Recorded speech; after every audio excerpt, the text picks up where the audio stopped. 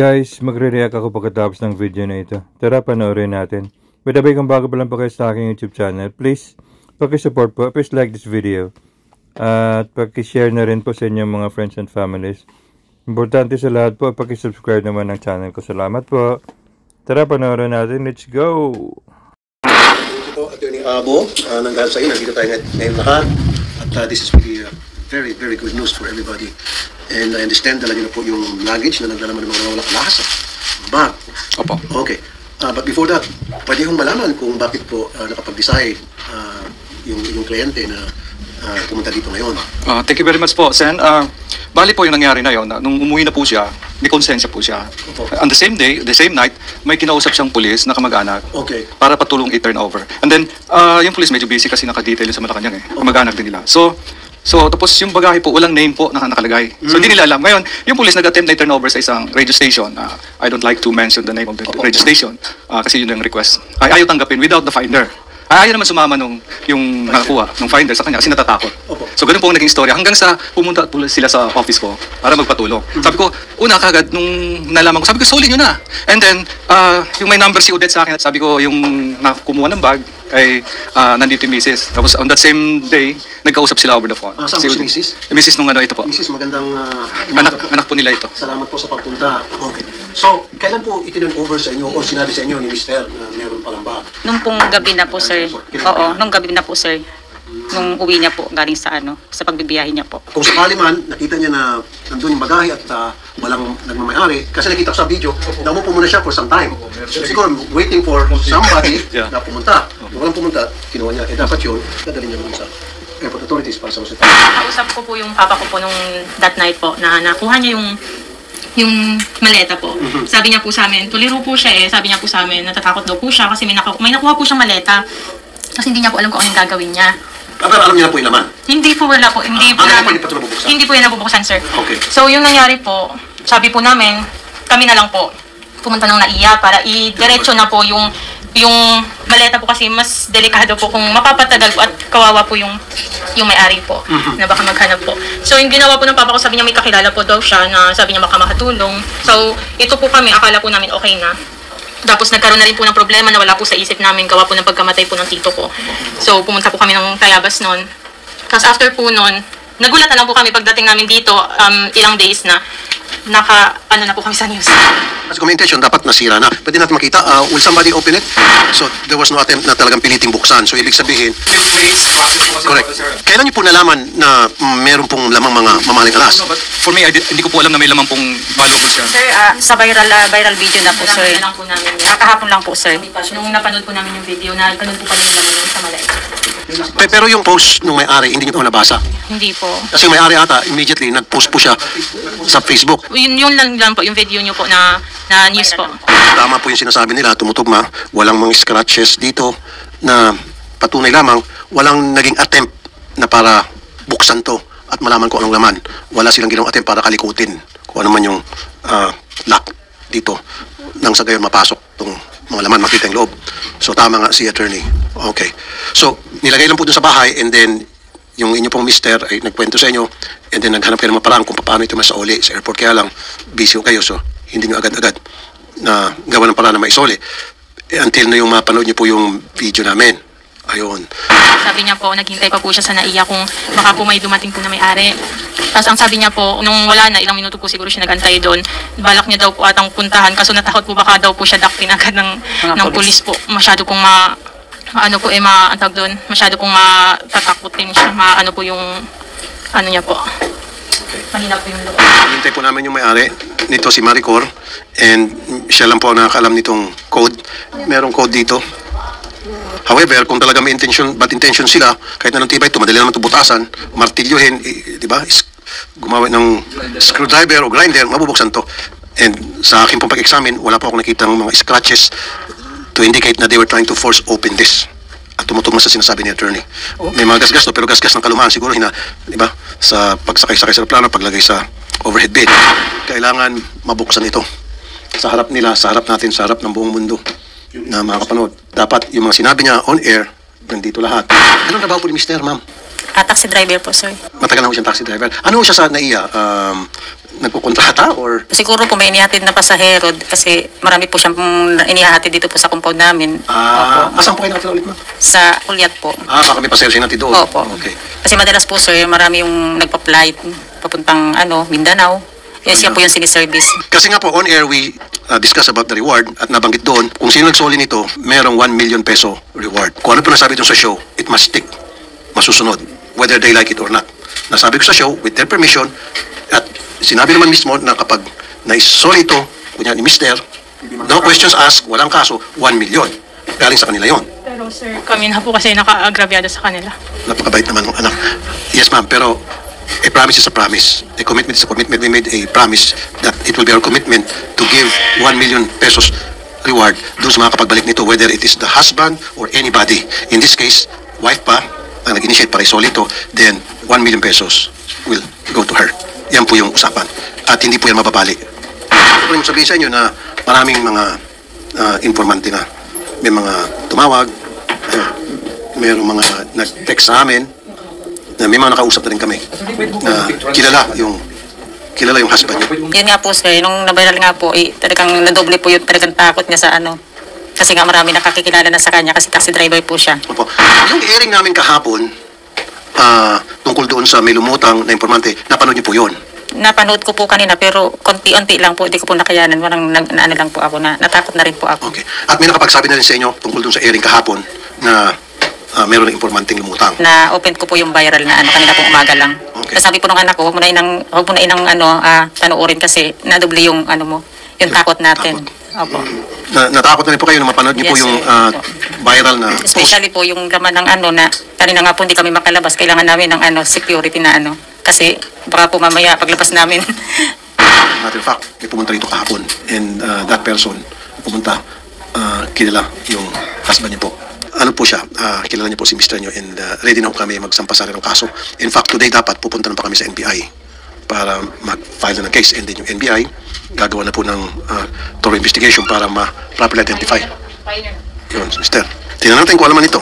Makakita na ako sa wakas ng alahas na milyones. Marami mga netizen na nag-bash nung una, pero they have to realize na yung father niya ay naghihingalo po sa ICU. Malala, critical yung kalagayan. Kumbaga lutang. Iniwan niya, akala niya kunin driver. Pero kung ako 50 million, baka yakap-yakapin ko ba ito? Di ba, ma'am, kapag kayo, yakap-yakapin ko to.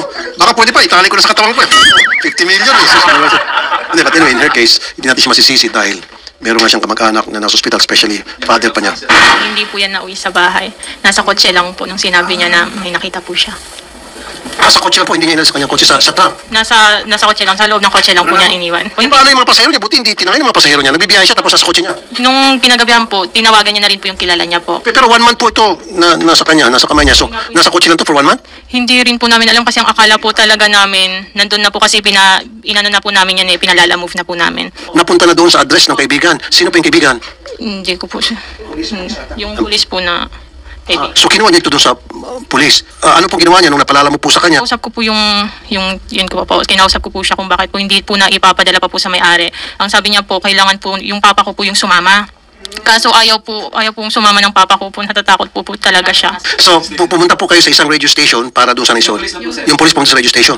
At sabi turn over to. Pero alam na nung police ang laman. Wala po, hindi po namin. Hindi pa rin alam. Sir, lahat po kami wala pong alam kung ano. Nalaman na lang po namin nung nakita namin po yung news po. Opo. Yung nanyo sa TV5, doon yung nakita. Yung natakot na po kami kasi nung araw po na nakita po namin yung video, tinanong ko po yung police kung ano po yung pwede ko pong gawin or pwede po namin gawin kung asan po kami lalapit kasi nakakatakot din po may ano po dyan. Okay. So, nung nakita niyo po sa Frontline Pilipinas, primetime news yun sa TV5, doon medyo nagkaroon ng kayo ng kaba, concern, doon niyo na po nalaman yung laman ng alahas. So, tinawagan niyo po ngayon yung pulis na kung saan niyo pinalalamog to. Pinuntahan. Ano pong sabi niya? Sabi niya po punta daw po kami sa kakilala po niya na nagtatrabaho daw po sa may OMA po. Ako na yun, sir. Kayo na po.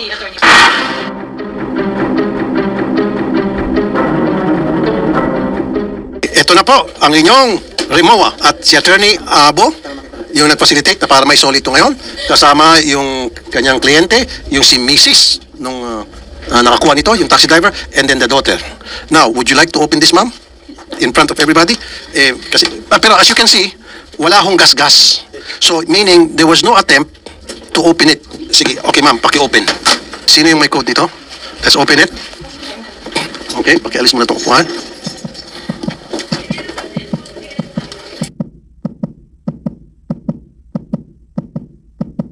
Let's open it. Okay. Ito yung Hermes. Okay. Bigyan siya ng tubig. Okay, so 2 Hermes bag. Okay. Okay. Ito na. Okay. Ito yung pinakamahal. Yellow diamond. Around 8 to 10 million. Ito 12? Yes po. Ito po, Patek. Diamond studded. Can you Watch. see the other contents? Paki-confirm lang po in front of Attorney Abo and then sa mga nagsulit. Hindi ko nanginginig ako. Okay, bigyan natin ng tubig. Okay.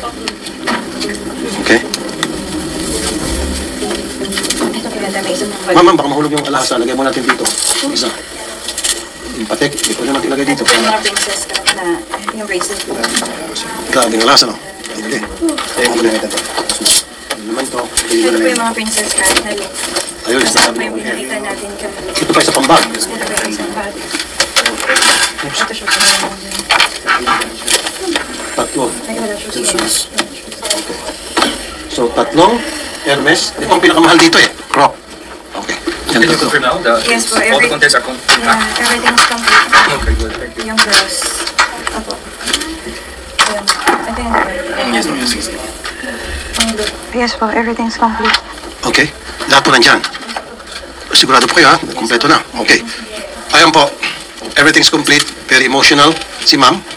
Nung pagpasok pa lamang, as you can see, hanggang ngayon, hindi niya mapigilang parang maluhalwa. So, kumpirmado. And ma'am, ito po yung wife. Siya yung, and then the attorney who initiated all this. Yes, Sen, if I may, in behalf of my client, the husband of the wife here, we apologize for what he did.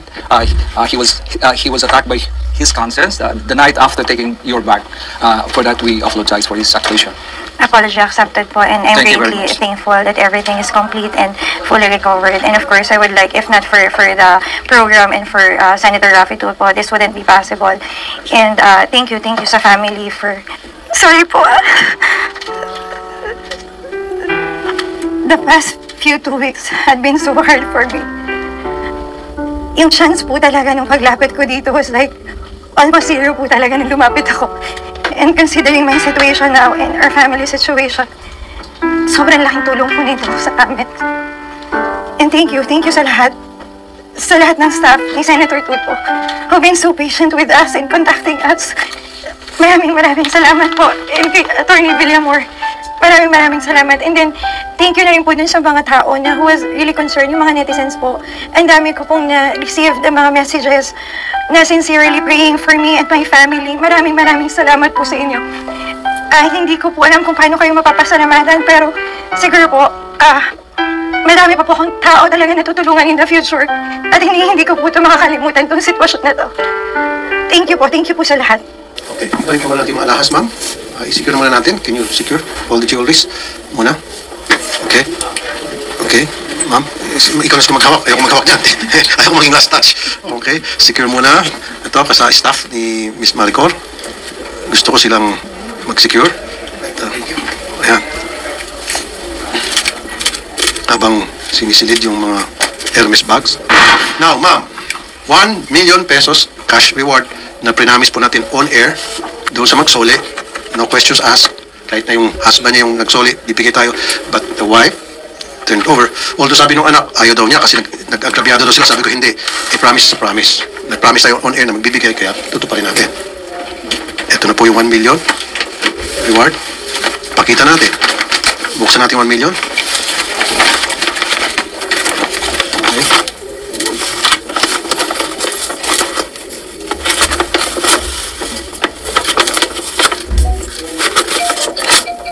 So let me count this. 1, 2, 3, 4, 5, 6, 7, 8, 9, 10. And ma'am, Mrs. 2, 4, 6, 8, 10. That's the 1 million cash reward na pinamis namin on air kung sino man makapagsoli nito. Okay? Balik na rito. And we'll give it to the Mrs. Kasi gawin muna. Ito, di kayo magpasok. Meron mo kayong gustong sabihin kay Miss Maricor? Unang-una po sa lahat, pasensya na po talaga. Kasi hindi rin po namin alam na hindi pa po nasasauli sa inyo po. Sorry po talaga. So, Mrs., ano masasabi mo? Meron kayong 1 million cash reward. Ma'am, ako po talaga yung nahingi ng pasensya, ma'am, sa inyo. Pero hindi po namin intention talaga na isasuli po namin talaga yan. Pasensya na po. In fairness sa kanila, Ms. Maricor, as you can see, wala itong gas-gas.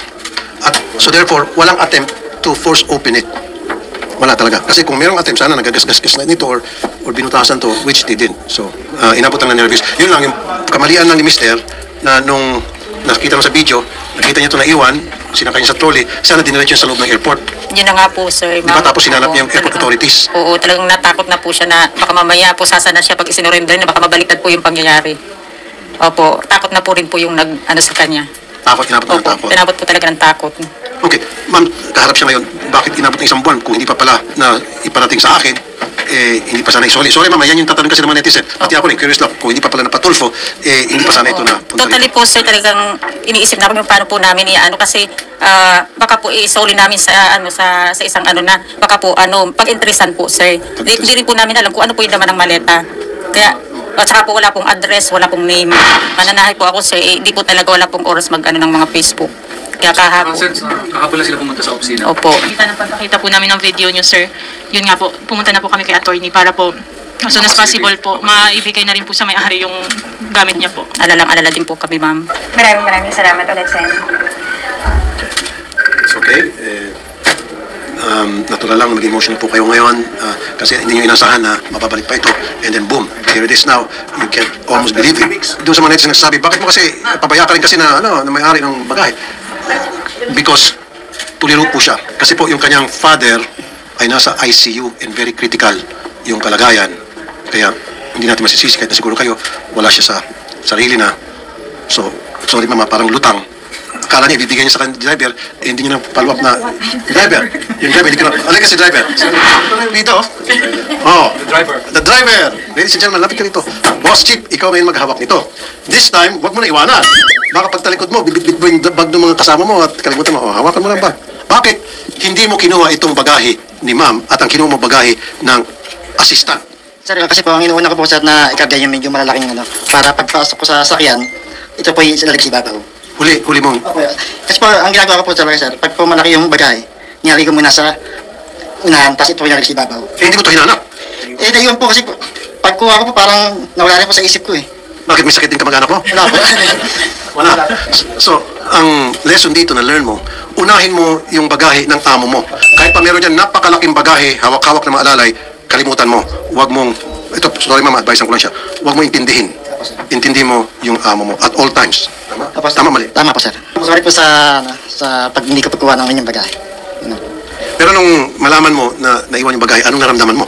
Natiyawagan po ako ni ma'am. Siyempre, natakot din po ako ng maraming laman yung bagahe ni ma'am. So, anong nasa isip mo nun? Kinabahan ka ba? Okay lang, chill lang. As in, kinabahan talaga po ako. Nung tumawag po sa amin si ma'am, nabalikan namin yung bagahe papuntang airport. Kaya bumalik agad kami. Pagaling namin, as in, wala na. Alam mo ba na may mga netizen na pinagbintangan ka na baka kasabat ka raw? Yun nga po siya, nabasa ko rin sa mga comment na kasagot daw po ako nung kumuha ng bagahe. Sir, ang isip ko sir, akala ko si hawak pa ni ma'am yung bagahe niya. Tapos akala ko sir, pagkakuha ko nung malaking bagahe, hawak pa niya, yung pala naisumakay na rin si ma'am sa sakyan. Pero alam mo na, next time, unahin yung amo. Oo. Pasalamat ka sa kanya kasi mahal na mahal ka pa itong driver. Mas mahal pa niya ikaw kaysa sa amo. Ano sabi mo? Sobrang mahal, sobrang bilib sa itong driver niyo. Sir, wala pa sa Hindi ka matapos ng bonus. Sa Pasko po. Medyo. Okay, diyan po natatapos itong episode natin, case closed, tungkol sa nawawalang bagahe ng 50 million pesos ng mga alahas at bag. Okay, ma'am? Thank you, congratulations. Nabalik na sa iyo. And again, Attorney Abo, of course, without you, hindi na pabilis yung soli. And then kay Mrs. And then sa anak. Okay? Thank you. Mabuhay tayo natin. Assalamualaikum. Maraming salamat kay Senator Raffy Tulfo na finally naibalik na sa akin yung luggage. Ang bumubuo ng Raffy Tulfo in action. Maraming salamat. And gusto ko rin magpasalamat dun sa family na talagang naglakas sila ng loob na kontakin at ibalik talaga yung luggage. Papasalamat din po ako, Sir Raffy. Marami pong salamat din kasi saka po sa kay Attorney Abo. Ma'am, thank you po. Thank you po talaga. Nagpapasalamat po ako Sir Raffy dahil po sa tulong niyo nalaman po namin kung paano po maisauli kay Mama Maricor po yung luggage niya po at sobrang thankful din po kami sa NCMF po lalo na kay Attorney Abo po na nung nabigyan niya po agad kami ng action para po maibigay po kay Sir Raffy po yung bagahe po ni Ma'am in behalf of my father po. Sobra na rin po kami humingi po ng patawad kay Ma'am po at sobrang thank you na rin po Ma'am. Guys, grabe. 50 million pesos. Hindi na umasa yung babae na may balik sa kanya. Kaya nung nalaman niyang naibalik na yung suitcase niya, talagang naiiyak siya sa sa sobrang tuwa niya dahil nung pumunta siya nung una sa kay Raffy Tulfo, talagang hindi niya talaga in-expect na mabalik pa yung 50 million niya. Kaya grabe yung pasasalamat niya kay Raffy Tulfo talaga.